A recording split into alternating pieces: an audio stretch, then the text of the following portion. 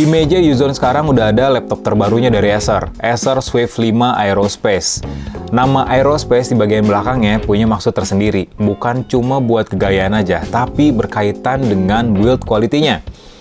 Ya, nggak cuma soal daya tahannya aja, laptop ini juga punya spesifikasi yang lumayan ngegas, ya based on benchmark yang gue lakukan, dan juga punya berbagai macam fitur yang mungkin bikin para penggunanya bakal kesengsem sih buat pakai laptop ini buat kerja mobile maupun buat kerjaan lainnya.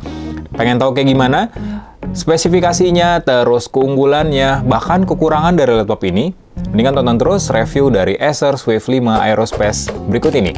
Tapi sebelum itu, tonton terus channel Yuzon Tech, subscribe, jangan lupa like videonya, kasih komen, dan share ke media sosial.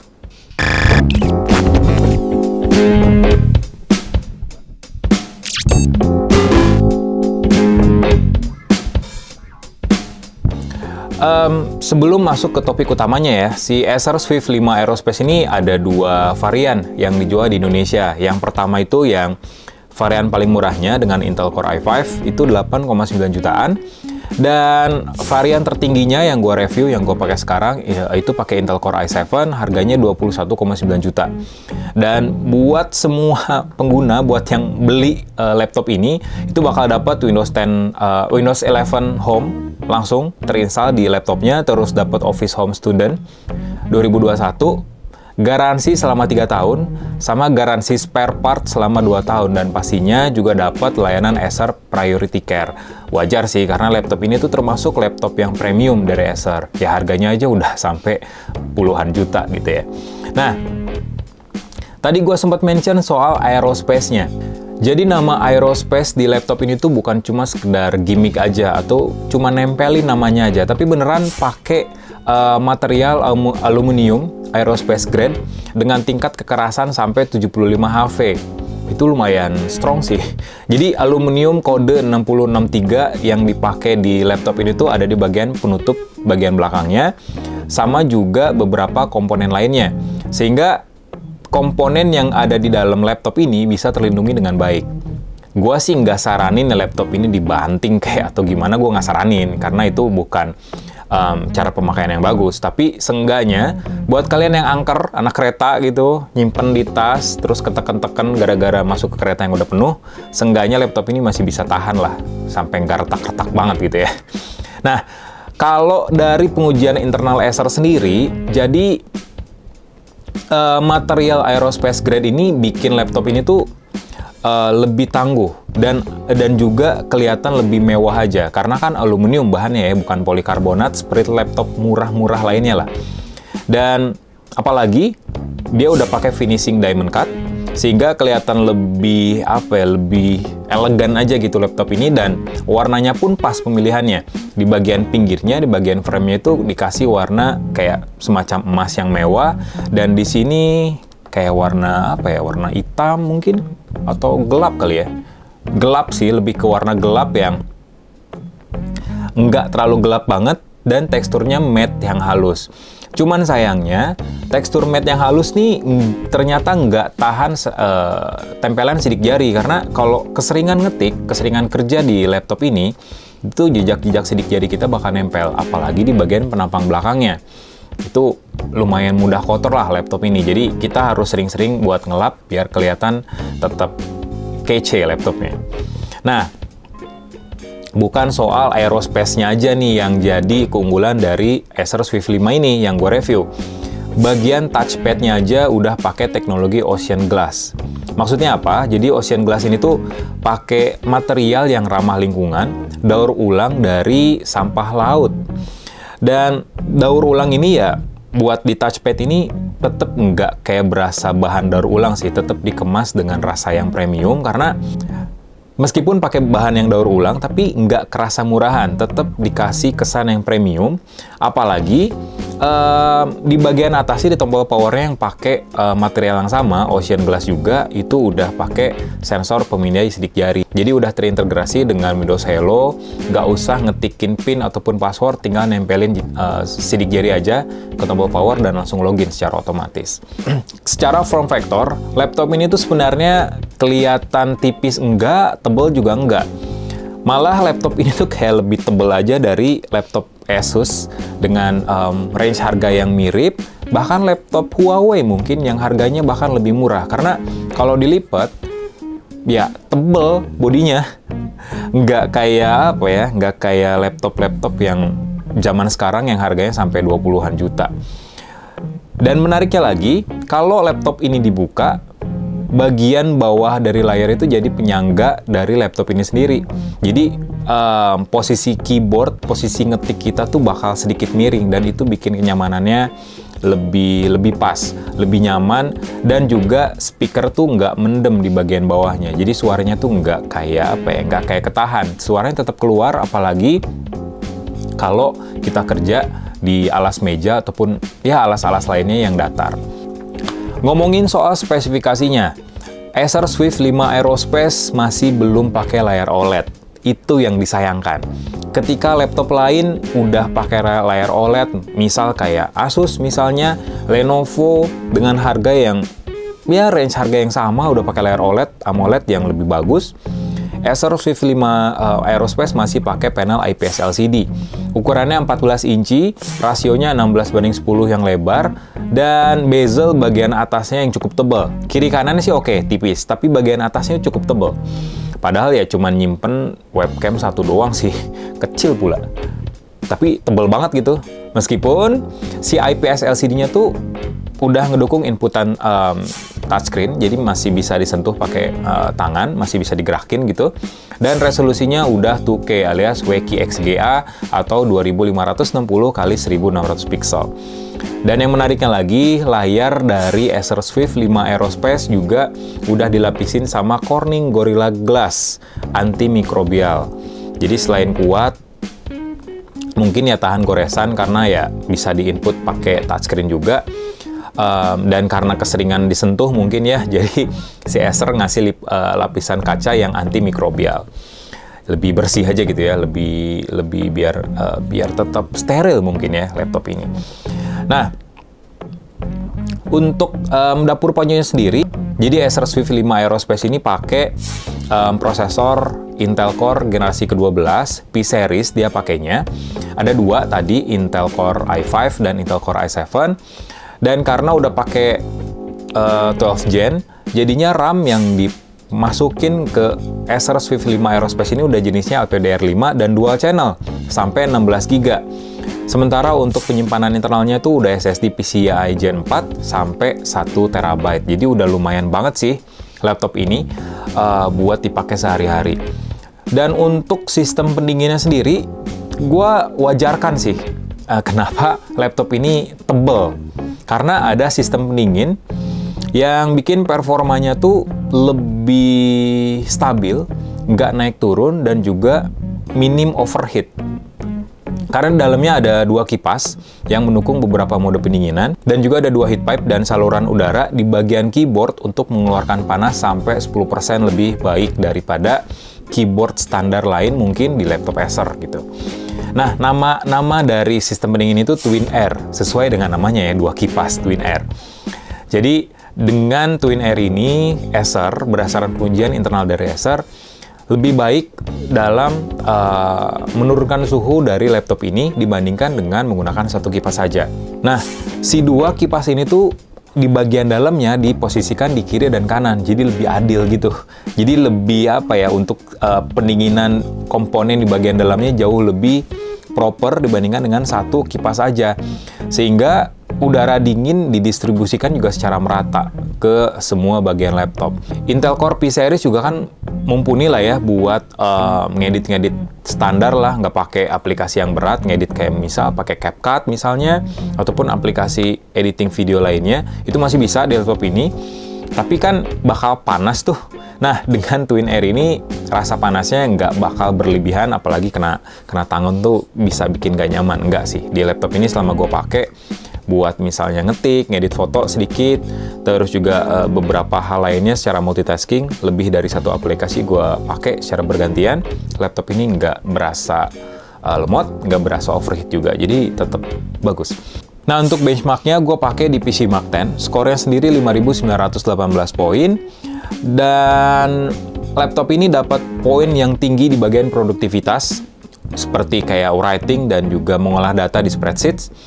Juga buat digital content creation. Skornya lumayan tinggi, dengan foto editing skornya aja mencapai 11 ribuan poin. Buat laptop tanpa tanpa kartu grafis discrete, jadi dia cuma ngandelin kartu grafis integrated aja. Itu lumayan skor yang tinggi. Cuman buat rendering dan visualization lumayan rendah dengan skor 4 ribuan poin aja. Tapi buat video editing skornya lumayan bagus meskipun nggak setinggi buat foto editing. Ya emang prosesnya bakal beda ya foto dan video editing. Sementara buat buat pengujian di essential misalnya kayak startup, booting, terus membuka aplikasi ringan misalnya kayak web browsing, terus juga video conference, skornya juga tinggi dan memuaskan. Tadi gue udah mention soal tebelnya laptop ini, meskipun secara form factor ya lumayan kecil sih untuk laptop dengan layar 14 inci ya. Kayak berasa layar 13 inci sih sebenarnya, laptop dengan layar 13 inci. Meskipun bagian bodinya tuh tebel, ternyata ketersediaan portnya masih aja minim.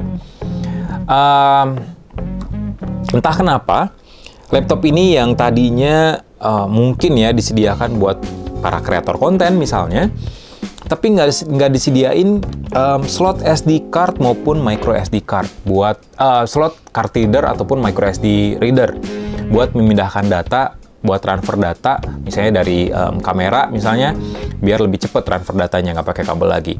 Cuman untungnya di laptop ini ada dua port USB Type-C, udah ngedukung Thunderbolt 4 juga, mantep.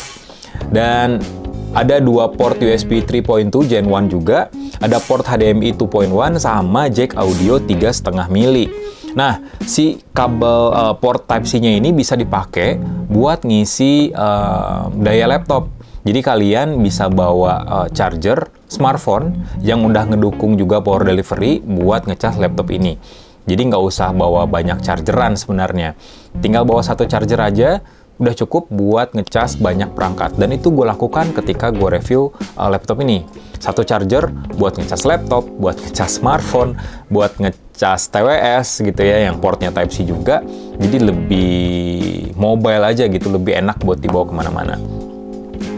Nah, ngomongin soal konektivitasnya, jadi laptop ini udah ngedukung Wi-Fi 6E. Dan ada fitur yang namanya Wi-Fi 6E Killer. Wi-Fi Killer ya. Jadi ada aplikasi bawaan namanya Killer Intelligence Center. Jadi Wi-Fi Killer ini tuh memungkinkan kita sebagai pengguna buat memaksimalkan jaringan nirkabel, jaringan Wi-Fi yang terhubung di laptop ini. Ibaratnya kalau kita terhubung ke sebuah Wi-Fi, koneksi Wi-Fi, laptop ini tuh bakal jadi prioritasnya gitu. Jadi koneksinya bakal lebih optimal dibandingkan dengan perangkat lain dengan di jaringan yang sama. Apalagi di sini juga ada fitur namanya Wi-Fi Score by Access Point. Kita jadi tahu jaringan Wi-Fi mana aja yang konektivitasnya tuh maksimal. Jadi kita bisa terhubung ke situ. Kalau misalnya udah memang terhubung sebelumnya ya, terhubung ke situ untuk mendapatkan pengalaman internet yang lebih baik. Ini fitur yang lumayan oke sih. Dan juga ada Game Fast di situ, Double Shot Pro. Kalau Game Fast-nya diaktifin, kalau misalnya kita main game online, itu koneksi udah nggak bakal ngelek-ngelek sih. Ya, semoga aja. Tapi seenggaknya koneksi internet bakal diprioritaskan buat kita main game online misalnya. Next, kita bahas soal baterainya. Laptop ini, laptop yang lumayan tebal ini punya baterai 56 Wh yang diklaim Acer sendiri punya daya tahan sampai 10 jam, dan diklaim juga ngecas 30 menit dengan adapter fast chargingnya itu bisa bertahan sampai 4 jam laptop ini. Sementara pas gue pakai sendiri, Acer Swift 5 Aerospace ini tuh ya bisa tahan seenggaknya pas gua kerja dari jam 9 sampai jam 6 sore, cuman sekali ngecas aja, dan itu pun ngecasnya ketika sore hari menjelang ya sekitar jam 4, jam 3, jam 4 baterai laptop ini udah masuk ke battery saving. Karena ya full dipakai sih, ngetik terus juga nonton video kadang sambil dengerin musik. Jadi ya itu sebuah sebuah daya tahan yang lumayan bagus sih, apalagi buat gua gitu ya, pekerja kreatif yang kadang juga bosen di kantor, jadi kerja mobile dimanapun, kayak di cafe, yang jarang banget ada colokan di bawah meja. Jadi laptop ini masih asyik buat dipakai kerja mobile, berkat baterainya yang punya daya tahan yang cukup lama. Fitur lainnya dari laptop ini adalah temporal noise reduction. Jadi temporal noise reduction ini bukan buat kayak mikrofon ya, tapi lebih ke kamera. Nah, webcam dari Acer Swift 5 Aerospace itu resolusi maksimalnya Full HD. Dengan fitur yang tadi, TNR namanya, gambar yang tampil di lawan bicara kita ketika kita video conference ataupun rapat online bakal kelihatan lebih jernih, bakal kelihatan lebih detail, warnanya keluar. Kayak ibaratnya pakai webcam, tapi kamera dari HP, pakai aplikasi pihak ketiga. Nah, ini tuh enggak. Kameranya bakal lebih kelihatan lebih baik, berkualitas tinggi, apalagi kalau kita video conference di cahaya yang redup.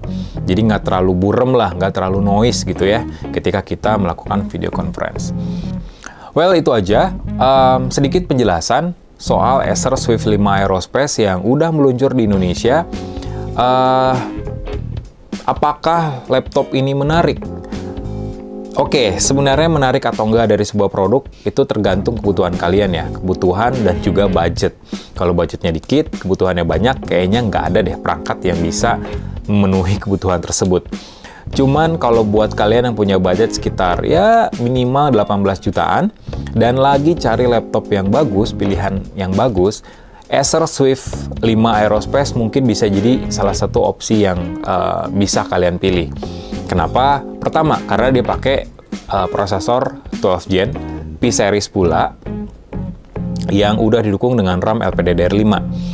Jadi lebih cepat prosesnya, lebih luwes juga buat kalian buka aplikasi apapun.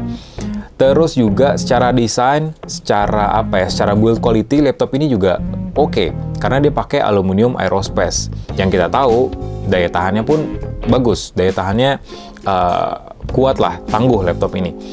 Terus kalau kalian memang butuh laptop yang tampilannya lebih premium, tapi dengan harga yang lumayan bukan terjangkau sih, tapi lumayan adil gitu ya. Swift 5 Aerospace juga dibuat dengan desain yang cukup oke.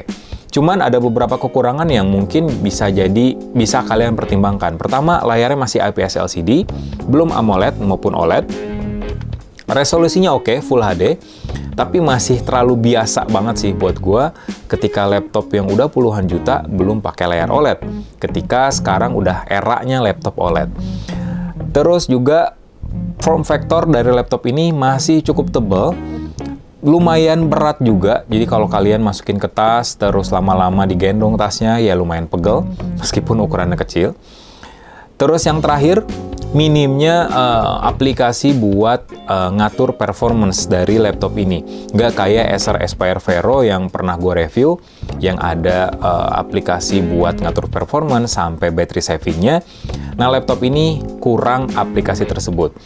Cuman bonus-bonus lainnya kayak ada Office Student, terus dapat Windows 10 11, Windows 11 11, Windows 11 Home yang udah langsung terinstall di sini, dan sampai garansi bertahun-tahun. Itu bisa jadi pertimbangan lainnya lah, kelebihan lain dari laptop ini. Gitu aja review singkat mungkin ya dari Acer Swift 5 Aerospace yang resmi dijual di Indonesia. Mohon maaf apabila ada kesalahan ataupun kekurangan kata ketika gue jelasin. Tetap sehat buat kalian semua, jangan lupa buat subscribe channel Yuzon Tech. Bye!